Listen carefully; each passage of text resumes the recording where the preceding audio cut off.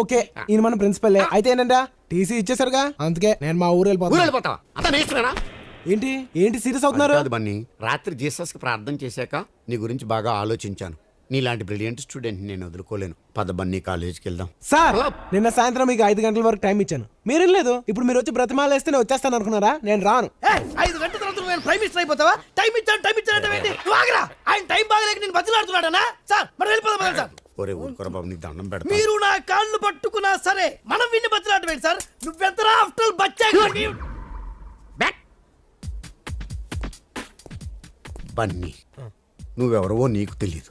నువ్వు కాలేజీకి రాకపోతే నేను ఏమవుతానో నాకు తెలీదు. రాత్రి ఒక పెద్ద ఇన్సిడెంట్ జరిగింది. ఏంటిది? అడుగుతున్నాడుగా చెప్పండి. అదొక దైవ రహస్యం, ఎవ్వరికీ చెప్పకూడదు. దయించి నాతో నువ్వు కాలేజీకి రా బాబు, ప్లీజ్.